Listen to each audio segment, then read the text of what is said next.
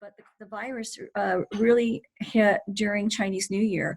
So we delayed our opening after Chinese New Year at first to February 7th, and then it ended up getting delayed till February 24th because COVID had hit so hard. And in order to reopen our factory, it required government approval. So the government actually had to come and inspect the factory, make sure that none of our employees had the virus, and they also did the same thing for all of our suppliers. So we went through a really challenging time being closed for 5 weeks and trying to keep our business running. So I'll share with you today a little bit about what we went through and some images from our factory in China and how we managed the business during the shutdown. The first thing that was a real challenge for us is that most of the employees in China, they don't work from home, they work at the office. So a lot of them didn't even have laptops. So when we had to stay closed, we needed to find a way to mobilize people to work from home, many for the first time ever. So we had to either, we only had a few limited laptops at the office, so we had to employ their personal devices to have the company software and VPN and help them all be able to access the email from the company and all of our shared drives, which we'd never done before. And this is a kind of a big cultural change for us because they're not used to working from home, and managers aren't used to managing people that they can't see in front of them. We also leveraged resources from different offices in other countries that weren't closed. So while China was closed, India, Hong Kong, and Singapore were all open. So we had people sitting in those offices that picked up work that would normally be covered by China. And we leveraged our manufacturing plants in India and the US as a backup for production. So we were able to continue, salespeople were able to continue to do quotes and sales calls, and all of the office functions were able to function throughout the whole time of the shutdown. And even people who were in quarantine had access to the internet and were able to work. So as one example, there's a girl on my team, her name is Summer, and she was in Wuhan visiting her family for Chinese New Year. And the virus hit, and she tried to get out of Wuhan, but the Chinese government closed the city on the day she was leaving to lock everybody in Wuhan to quarantine the virus. So she'd already gotten on the train, but when the train reached Dongguan, where she lives, the government was waiting for them. Everybody on that train was transferred to a government quarantine facility where they had to stay for 2 weeks. And during that 2 weeks, she had to stay in a hotel, basically similar to a hotel room or a dorm room with her 2 children and her husband. But they had access to Wi-Fi, and she had her laptop, and she was actually working the whole time, and we were speaking on the phone every day from her quarantine. So it was a really interesting experience during the shutdown. But coming back from the shutdown, a lot of things are different. So on the screen right now, I have some photos, and I'll share with you a little bit about what we did to open back up. In order to return to work, we individually called every single employee and spoke with them in a telephone interview to see if they had been exposed to the virus. And if anyone had been to a hotspot, had been to Wuhan, had been to dinner with someone who had been to Wuhan, we asked them to stay home and not come to the office. So we tried to minimize risk of exposure by tracing anyone who would have had contact or had any symptoms, of course. And then when our people arrived for work, we took their temperature. We set up a temporary gate. So everyone had to come, take their temperature, sign a document listing where they had traveled in the last 30 days and confirm that they had no symptoms and that they had not been exposed to the virus. And then we keep those as a log. And then it was mandatory, or it still is mandatory. All of this is still going on, by the way. So it's mandatory that they all wear a mask. They must sanitize their hands. And in order to enter the premises, you have to walk across a sanitation mat. So in this next picture, you can see the mats outside the doors of the facility. So in the middle picture and in the picture on the right, those are sanitation mats. So as you come in and out of every building, at every door, we have the mats. And over on the left-hand side, you can see the hand sanitizer. And then up in the the left-hand corner, you can see people working in the office, and everyone is, of course, wearing a mask and not allowed to come to work or even be there without wearing a mask. A few other things that we had to do is we had to close the elevators because the elevators are too small for multiple people to be in. So in order to have social distancing, everyone has to use the stairs. And in the corporate cafeteria, there's a picture on the upper left-hand side. we created cardboard dividers to put on the cafeteria tables so that when people take their masks off to eat, you're not having particles go from one person to the other. So we felt that's a kind of a dangerous, risky moment when people take the mask off to eat. So we created little tiny cubicles for everyone to eat in. This was a very quick makeshift measure that we did. Long term, we're going to be changing the cafeteria and having screens, and it'll be a more permanent furniture solution. This is just temporary. And these get sanitized several times a day. And now on the lower left-hand corner, you can see people waiting in line to get their food. So there's lines to stand on so that we create social distancing in the cafeteria and keep people from being too close. This is showing some pictures of the sanitization that goes on outside the facility. So we do have people walking around with sprayers, and they're spraying an alcohol-based solution on the outside. We also sanitize the inside of the buildings and throughout the factory. So this is something we're extremely diligent about to keep everything very, very clean. And as a result of this, we have had 0 cases at the factory, and we have more than 350 people working out of this facility. But we have had also some challenges in meeting schedules because being closed for 5 weeks, we had clients with orders that they needed. So we had to work really closely with our clients, and we prioritized all the orders for countries outside of China that needed Chinese projects were delayed, but projects in, like, say, Singapore, Philippines, Australia, they all still were going forward. So we had to work with them to prioritize production for all of those export orders, and then utilize quick shipment options like sending things by air or full container load instead of less than a container load to get it there faster. So we worked with all of our clients very closely, and this was really challenging at times because people were located all over the world. There's one project we worked on for company called 10X Genomics, where the client decision maker is sitting in the US and she's doing a project in Singapore, and the product's coming from the factory in China. So we've had to deal not only with the China shutdown, but now Singapore shut down. And so we've really had a lot of challenges with that one, but we're working through it and finishing everything for her. But currently, the situation in Asia right now is China is reopened, so is Korea, Cambodia, Japan, but countries in full lockdown are now India, Singapore, Philippines, Thailand, and Malaysia. So now everybody in those countries are not allowed to leave their homes, and the situation is continuing to be a bit challenging, but at least the factory in China is running and open and fully back up to production. This is some pictures from Hong Kong, and I want to share with you a little bit about what's going on there. So these are pictures that actually a friend of mine took when she arrived in Hong Kong, coming back from Australia. She lives in Hong Kong and works in Hong Kong. So you can see the middle picture is the airport, which was quite crowded because it took over an hour and a half to process everyone as they're coming off the plane. But what happens with each person as they come off the plane, and the planes are very limited right now, so that's why the flights are full, because there's only a few flights coming in. But you have to sign, similar to coming to our facility, you've got to sign documentation about where you've been, what countries have you visited, have you been exposed to the virus, and then they give everybody a test. So you're given a COVID test that you have to take, and you get the results by the next day. And you're required to go into quarantine for 2 weeks. So you can see on the bottom left-hand picture, there's a bracelet around her hand. So the bracelet is put on you at the airport, and it has a chip. And then you get an app on your phone.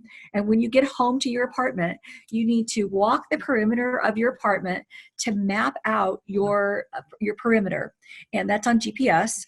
So the government now knows where you are supposed to be for your quarantine. And if you cross that perimeter during the 2 weeks' time, it'll notify the police, it'll notify the health department, and you will be arrested and fined. And they will come get you based on your GPS. So they take it very, very seriously. And at the end of the 2 weeks, up on the upper middle picture, you can see her cutting off her bracelet. But so that they're following really strict measures. And as such, you've been able to see Hong Kong has really been able to keep their numbers down on COVID. The next picture, this is, so Singapore is doing things a little bit differently. So, and this is what I'm going to have to go through when I get back to Singapore. I'm not sure when that's going to be because I'm waiting for the flights to open up and for the danger, to lessen so I can fly back home. But in Singapore, when I reach there, the government will pick me up at the airport and take me to a government-sponsored hotel. And one of the hotels they've been using is the Rasa Sentosa Resort on Sentosa Island. So this picture is of a room of someone that's in quarantine who's got a nice balcony and a beautiful ocean view. So I really hope I get that hotel when I go back there. But you have to stay in your hotel room. It's fully paid for by the government, and they bring you meals 3 times a day. You have laundry facilities. They do your laundry, but they just put the meal on a tray outside your door that you pick up and bring in. So they're watching very carefully anybody coming into the country. But the other thing they're doing is down below you can see an image. They're asking everyone that lives there, all residents of Singapore, to put an app on their phone, and it's a tracing app. So the app has Bluetooth, and it will tell the government where you are, and then anyone who's diagnosed with COVID, they then go back to see where that person has been over the last 2 weeks. And if you were in the same place as a person who was diagnosed with COVID, even if you don't know that person, you will be notified by the government that you were exposed to COVID. They know by where you were and where the person who had COVID was.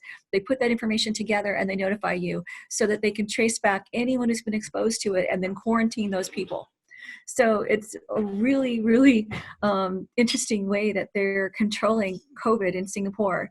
Their cases are going up a little bit more right now, but that's because there's a very big dormitory where workers from outside the country are living that has gotten infected. But the local infections throughout the city are staying very, very low. So that's a little bit about my experience. I'd like to open it up for questions and just really have more of a conversation. And anyone has questions, we're happy to answer them and share more information. Yeah, thanks, Pam. I do have a couple questions for you. One of them is just how fast were you able to make these decisions, since Hong Kong, China was one of the first to get hit, and you have not only manufacturing facilities but teams that you're leading there. And so as you walked us through kind of your journey and what you needed to do, how fast within those 5 weeks were you able to make those decisions, and who did you have to pull in from your team to help inform the decisions that you were making? Yeah, that's a really good question. Well, one of the things that drove our decision-making process was also government regulations. So during the time, and remember when it first hit, we're closed for Chinese New Year, so everybody was on holiday, but we were of course watching the situation very carefully. So our leadership team, which consisted of the president of our business unit in China, and the head of our CFO is also the head of basically human resources. So they were working closely with the Chinese government to understand what the Chinese government was saying. And so the first decision we made is that we won't open, and we won't even try to open until we'll follow whatever government recommendations the Chinese government has. So if they say stay closed, we're going to stay closed. We're going to wait for them to give the signal that we should reopen. And sometimes it wasn't just mandatory, there were recommendations. So we followed their recommendations, not just their mandates, if that makes sense. And we also, of course, had to speak with our corporate headquarters, HNI, back in the States. Our global president was part of our decision, but they strongly encouraged us just to follow, the maximum that we could do recommended by the government during that time. So we made decisions quickly. Within 24 hours of hearing about things, and we tracked it and had regular phone calls to communicate. And then as the decisions, as shutdowns started happening in other countries, for instance, a few weeks after the closures in China, we then had some recommendations by the government in Singapore where they said, okay, we're not going to close everybody down, but we recommend that if you can, have your workers work from home. But they didn't require it. So we immediately had everybody work from home. And we had a brand new showroom we were about to open, and we canceled all of our showroom events, had everybody work from home from then on. And even though it wasn't mandated, we went ahead and took the maximum effort. And we've done that in every country.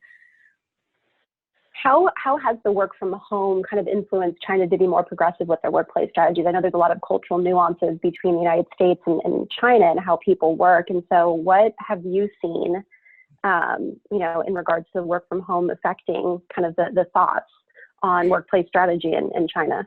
Yeah, well, one of the reasons that people didn't work from home so much in the past is that it's culturally a little bit different there, where you have multiple generations living in a household.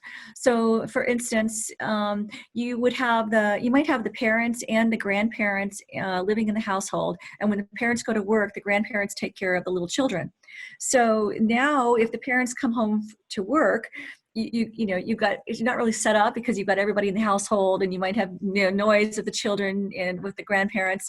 So that's one of the reasons why it hasn't been big to work from home in China. And there's also sort of a cultural thing about wanting to see people and be with them in person. But being stretched like this, I think people are now realizing that it is doable, that we can work from home, and we're learning new ways to collaborate together. Technology has been fantastic. Here we're using Zoom today. This kind of technology is, in China, they use WeChat, very similar to how we're using Zoom. And WeChat has really broken down a lot of barriers to make it very easy for us to have group chats, group phone calls, group video conferences, and be able to work effectively this way. So I think it's been a learning experience for us in Asia that we can do this. Great. Okay, I think we're going to open it up to some questions. Let's see here. Hi, everybody. The first question that has come in is HNI working on antimicrobial surfaces or fabrics, or I guess HNI companies? Oh, that's a really good question. It's not, we've already been doing a little bit of that for labs. So we do have some antimicrobial, I can't pronounce it right, but we do have that in our product line that we've been using for labs. And what's interesting is that we've now seen some of our clients asking to have dividers and screens made up of those fabrics and sent out for when they reopen and put them in their facilities. So it's driving more of a demand for those types of fabrics. Very interesting. The next question, which you did touch upon, was, are you getting direction from government for set standards and protocol, which it sounds like you were definitely taking direction from them at that point. Yes, absolutely. Let's see. Someone joined late and just wants to get a clarification on what the sanitation mat is and how it works. Can you just quickly repeat that? Yeah, so the sanitation mats, they are basically soaked with antibacterial or microbial, like alcohol, and they're wet. So as you step on the mat, it's going to clean anything that's collected to the bottom of your shoes as you walk through, and then you go into the facility. The thought is that if you've gone somewhere and there are particles on the ground, then you're not going to track those into the building. Got it. The next one is, what should workplaces be thinking about in terms of products/workstations moving forward? Yeah, I think one of the big changes, and it's interesting because we've gone to such an open plan. We were doing benches in a lot of cases with no screens and no dividers, and now I think we're going to be coming back full circle and seeing a need for more space division and privacy in the workstation, and things like glass panels that are easy to clean and wipe down in between people, so that you're not directly facing and breathing on another person who's sitting across from you on the other side of that bench. So I think that you will see a lot more things like that. Maybe even some of our clients are going back to requesting panels, like floor to ceiling panels, similar to what we did, back in the 80s, where we had more of private cubicles. So I think we're definitely going to see a lot of change in the workplace in the future that will, it'll never be the same after this. But definitely a need for more privacy and less open spaces. Got it. We have a couple more questions that we did touch upon already, but since we still have a little bit more time, I figure why not ask those as well. So one more that we're seeing is HNI developing glass surface mounted screens for barriers? Yeah, we already had those as part of our line. So we offered them as just another option before, and so that's already standard. And I think it's a really good solution. And they come in nice colors, and you can put designs on them. Great. The last question I think you also touched upon lightly was did the social distancing measures put in place at the workplace affect company morale or culture? For example, you now have to sit further away from your colleagues at mealtimes. It does affect company culture, but in a way, it's brought us closer together because we're all fighting this battle together. So, nobody likes to sit by themselves at lunch and not be able to talk because everybody there is very social. So they miss being together and they miss that connectivity that we've had. So it's definitely a challenge for everyone. But on the other side, we're fighting this together. Everybody's finding more creative ways. They're really sharing and using WeChat a lot, sharing fun. Everybody's got a chat group. So your department will have a chat group, your friends will have a chat group, you're sharing jokes, you're sharing visuals, you're sharing little videos on that. So they're, like the kids who sit next to their parents on the couch and don't talk to them but message. It's similar to that, where they're chatting with each other on the phone instead of talking verbally. So Pam, one last question for you. Can you give an example, of a client that you were working with during all of this and how you two managed an ongoing project? And then maybe some of the lessons learned there that you're bringing to ongoing projects in the United States that might be right now put on hold. Okay. Yeah, one thing I'd like to talk about is there's a project that we are doing in the Philippines. And the Philippines has now been shut down for the virus. So the product was completed in China, put on the ship, on the sea, sailing to the Philippines. And now when it reaches the Philippines, it's not going to be able to be unloaded because there's a total lockdown in the Philippines, and they are not allowing ships to dock and unload products unless it's considered to be a necessity product like food or medical equipment.